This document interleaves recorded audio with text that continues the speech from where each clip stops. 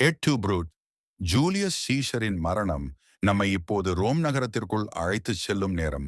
ஆண்டு கிழமை 44வது ரோமன் குடியரசு ஆழ்ந்த குழப்பத்தில் மூழ்கியிருந்தது. அதன் மையத்தில் இருந்தவர் ஜூலியஸ் சீசர், போர்க்களத்தில் வெற்றி பெற்றவர், கால்நாடுகளை வென்றவர், ரோமின் மிக சக்தி வாய்ந்த ஆளுமை. அவர் காலத்தை மீறி டிக்டேட்டர் ஃபார் லைஃப் என்ற பதவியை பெற்றதும் பலருக்கு அதிர்ச்சியாக இருந்தது. ஆனால் அதிகாரம் என்பது எப்போதும் ஒரு விலை கேட்கும்.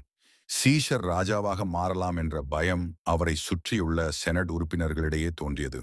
அவர்களில் ஒருவராக இருந்தார் புரூட்டஸ், சீஷரின் நெருங்கிய நண்பர், நம்பிக்கைக்குரிய சகோதரனைப் போல் ஒருவர்.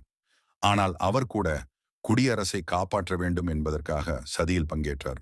அந்த முக்கிய நாளான மார்ச் 15, ஐட்ஸ் ஆஃப் மார்ச் அன்று சீசர் எந்த ஆபத்தும் தெரியாமல் செனட் மன்றத்துக்குள் நுழைகிறார். அவர் உள்ளே சென்றவுடனே சதியாளர்கள் அவரை சுற்றி வளைத்தனர். ஒரு கணத்தில் கத்திகள் வெளியேறின. ஜூலியஸ் சீசர் 23 முறை குத்தப்பட்டார். அந்த பரபரப்புக்கிடையில் அவர் பார்த்த கடைசி முகம் புரூட்டஸின் முகமே. வேதனையோடு அவர் சொன்னார், எட்டு புரூட், நீயுமா புரூட்டே?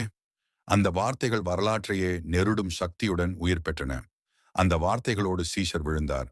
அவருடன் ரோமன் குடியரசும் விழுந்தது. ஆனால் இது முடிவல்ல, ஆரம்பம். சீசரின் மரணத்தால் உள்நாட்டு போர் வெடித்தது. பல ஆண்டுகள் நீடித்த அந்த குழப்பத்திலிருந்து எழுந்தது ரோமன் பேரரசு. சீசரின் மரணம் ஒரே ஒரு மனிதனை மட்டும் மாற்றவில்லை. அது ஒரு சமூகம், ஒரு நாட்டு முறை, ஒரு வரலாற்று பாதையை முழுமையாக மாற்றியது.